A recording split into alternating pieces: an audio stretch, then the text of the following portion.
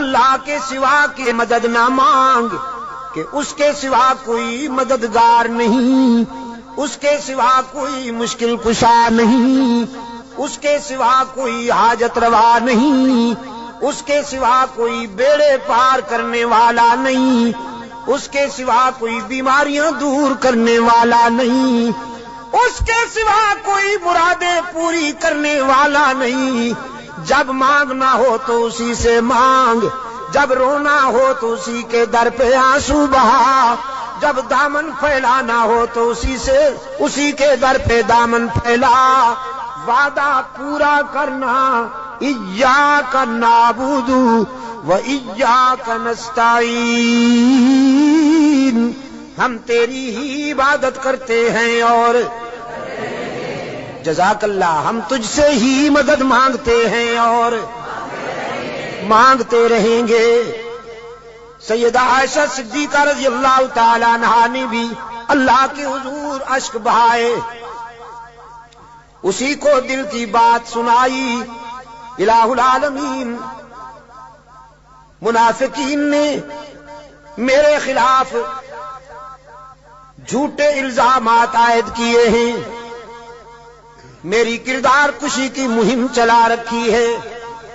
اگرچہ یہ بات نئی تو نہیں، مجھ سے پہلے بھی معصوموں کے خلاف یہ پراپگنڈا ہوتا رہا، لیکن جب موسیٰ پر الزام لگا تو نے ان کی برات کا اہتمام کیا، جب یوسف پر الزام لگا تو نے ان کی برات کا بھی اہتمام کیا، جب مریم پر الزام لگا تو نے ان کی برات کا بھی اہتمام کیا۔ میرے معبود، آج تیرے محبوب کی عائشہ اشک بار آئی ہے اور یہ فیصلہ کر کے آئی ہوں، جب تک میری برات کا اہتمام نہیں ہوگا تیرے در سے سر نہیں اٹھاؤں گی، سجدے سے سر نہیں اٹھاؤں گی، کسی اور کے در پہ نہیں جاؤں گی، تجھ سے ہی مدد مانگتی ہوں، تجھ سے ہی درد دل کہتی ہوں۔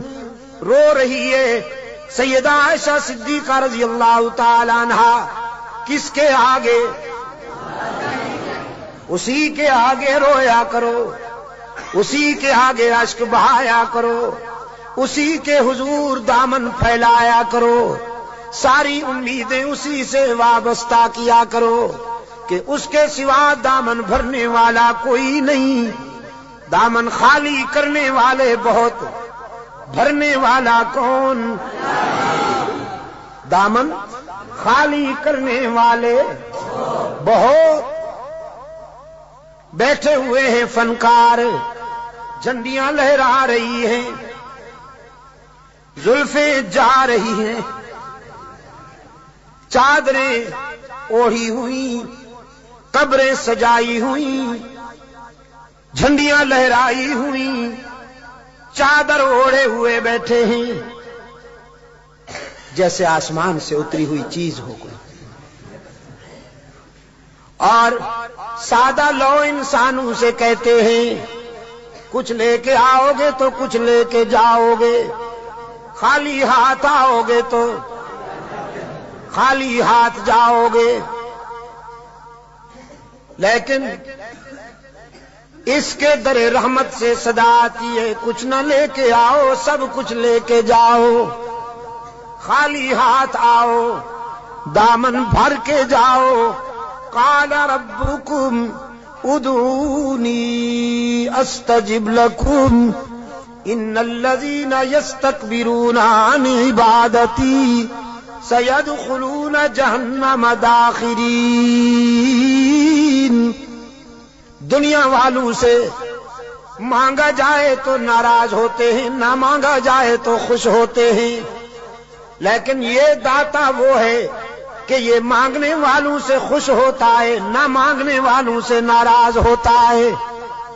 ان الذین یستکبرون عن عبادتی، یہاں مفسرین نے لکھا ہے عبادتی سے مراد ہے جو مجھے پکارنے میں گریز کرتے ہیں، کیونکہ پکارنا عبادت ہے، پکارنا پیرا مدد کر، شرک کی تس کہ کی تس شرک کی تس، کیونکہ پکار عبادت ہے، پکار قال ربکم ادعونی استجب لکم، تمہارا رب کہتا ہے مجھے پکارا کرو میں تمہاری دعاؤں کو قبول کرنے والا ہوں، ادعونی استجب لکم، مجھے پکارا کرو میں تمہاری دعاؤں کو قبول کرنے والا ہوں، ادعونی ان الذین یستکبرون عن عبادتی،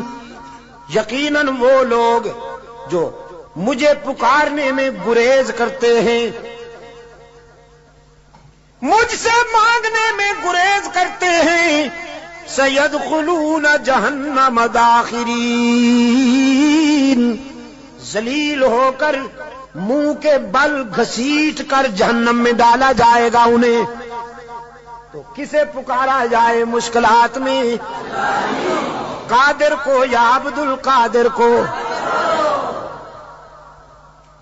ذرا حرارت فضا میں تحلیل کر دو، ہاں ذرا حرارتیں، یہ گرمی فضاؤں میں تحلیل کر دو، اور پھر اللہ سے دعا کرو کہ یہ فضائیں پھیل جائیں اور بھی کے بیماروں کو اللہ شفائے کاملہ عطا فرمائے۔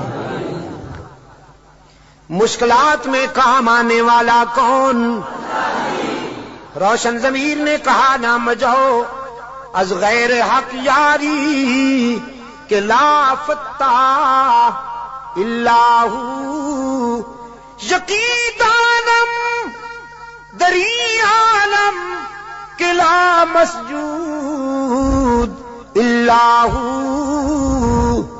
ولا معبود فی الکونین لا موجود اللہ، کوئی مانے یا نہ مانے لیکن میرا تو ایمان ہے کہ اس کے سوا پوری کائنات میں کوئی مسجود نہیں، اس کے سوا پوری کائنات میں کوئی مسجود، نبی مسجود، رسول مسجود، تو پھر کاماں والی سرکار کیسے مسجود ہو گئی؟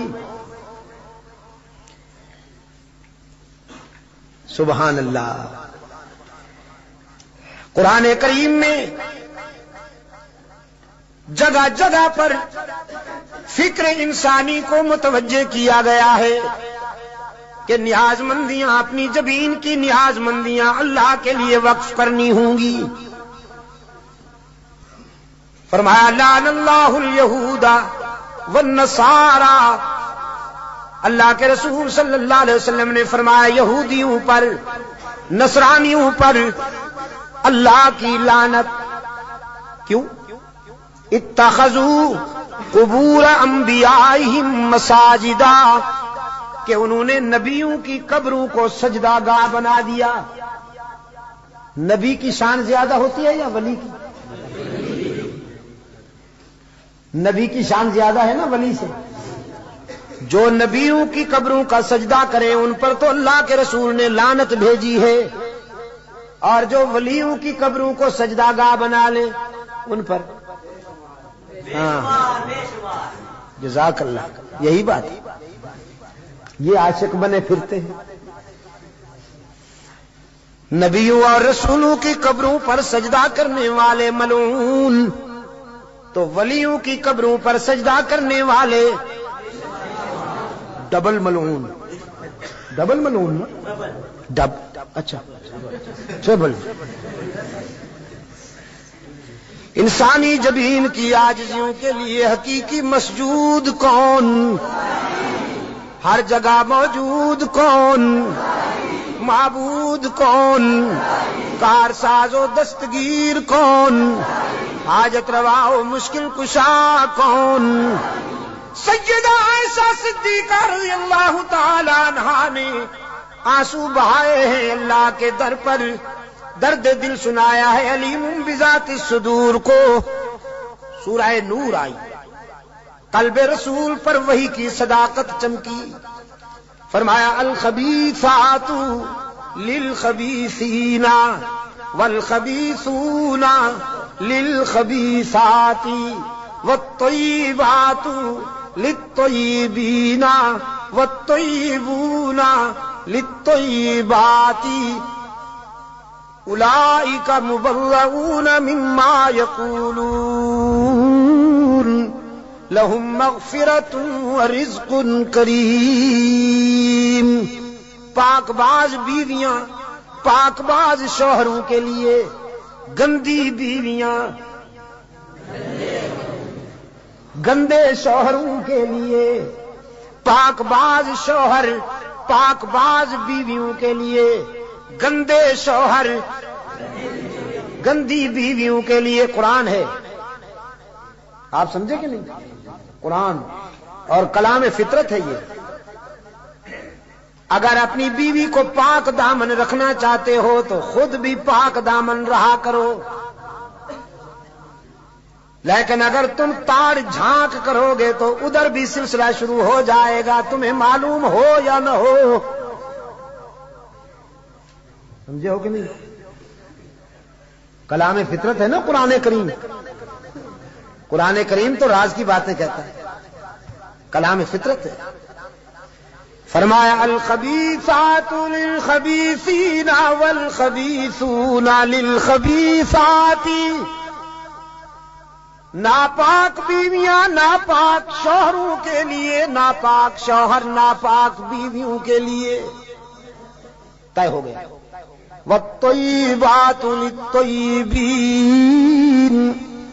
پاک باز بیویاں پاک باز شوہروں کے لیے، والطیبون للطیبات، اور پاک باز شوہر پاک باز بیویوں کے لیے.